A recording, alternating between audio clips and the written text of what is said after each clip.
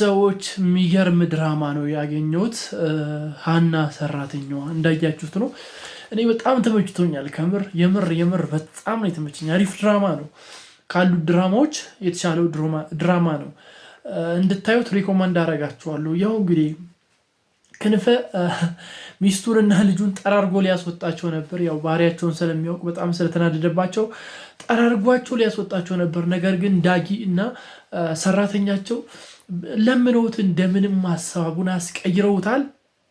ከዛን ይቅርታ እንዲያደርግላቸው አድርገውታል። ነገር ግን ያው እነሱ ተንኮላቸውን አላቆሙም።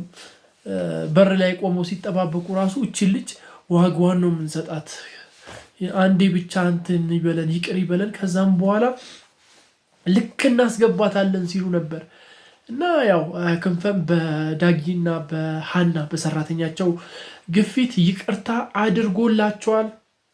ከዛም በኋላ ክንፈ እንግዲህ በረራ ነበረበት። ወደ በረራው ሲሄድ በረራው ተሰርዟል ነገር ምናምን ነው። ነገር ግን ያው ቶሎ አልመጣም። ክንፈ በሄደበት ታይም ሚስቱ ማለትም የዳጊ እናት ያው ውሽማዋን ደውላ ጠርታ ነበር። ከዛም በኋላ ዳጊ እያጠና ነበር። ዳጊን ዞር አድርገው ውሃ አምጣልኝ ብላው እንደውም እሱ ወደ ውስጥ ሲገባ ውሽማዋን አስገብታ ነበር። እዛ በቃ መኝታ ቤት ውስጥ ተከሻክሸው ምናምን ነገር ባሏ ስራ ሲሄድ እሷ ሌላ ጉዳይ ሌላ ታሪክ ውስጥ ገባች። ከዛም በኋላ ያው ሀና ለምን እንደመጣች አልገባኝም። ብቻ ድንገት መጣችባቸው። ከፍታ ስትገባ ውሽሜ አልጋ ላይ ተኝቷል። ምን ታርክ? በእጇ ላይ ያለውን ጨርቅ ነው የጣለችው። በእጇ ላይ ያለውን ጨርቅ በቃ ጥላው ደንግጣ ምናምን ምን ይዋጣት ጸጥ ብላ ነው የወጣችው ተመልሳ። ከዛም በኋላ በር ተንኳኳ። በር ሲንኳኳ ደግሞ ማን የመጣው? ክንፈ። ሀና ሄዳ ስትከፍት ባሏ ነው፣ ክንፈ ነው የመጣው ማለት ነው፣ የሴትዮዋ ባል። እናም ድንግጥ አለች። የሌለ ከምር አሳዘነች። የሌለ ነው የደነገጠችው። ቡን ነው ያለችው። በሩን ላይ ይዛበት እንዳይገባ እንዴ በሩን ይዘሽብኛል እኮ ለምንድን ነው የማታስገብኝ ሲላት ነበር። የሌለ ነው የደነገጠችው ከሚባለው በላይ ማለት ነው። ያው አስገብኝ ምናምን እንዴ በሩን ዘግተሽብኛል ልግባ ምናምን ሲላት ነበር። አስገባችሁ። ከዛም በኋላ እንግዲህ ያው ሚስትየዋ እንደምንም አድርጋ የምትገርም ናት። እንደምንም አድርጋ ሸውዳው አስወጥተዋለች። ውሽሜውን ማለት ነው አስወጥተዋለች።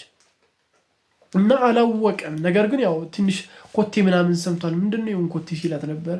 መኝታ ቤት ደግሞ ምንድነው መኝታ ቤቱ ጎረምሳ ይላል ሲላት ነበር። ነገር ግን ክደዋለች።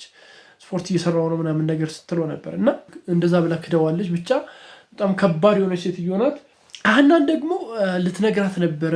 በቃ የሌለ ግራ ተጋብታ ልትነግራት ምናምን ብላ ነበር። ነገር ግን አስፈራርታታለች። ሚስትየዋ የከንፈ ሚስት ማለት ነው። ከዛን ያው ተመልሳለች።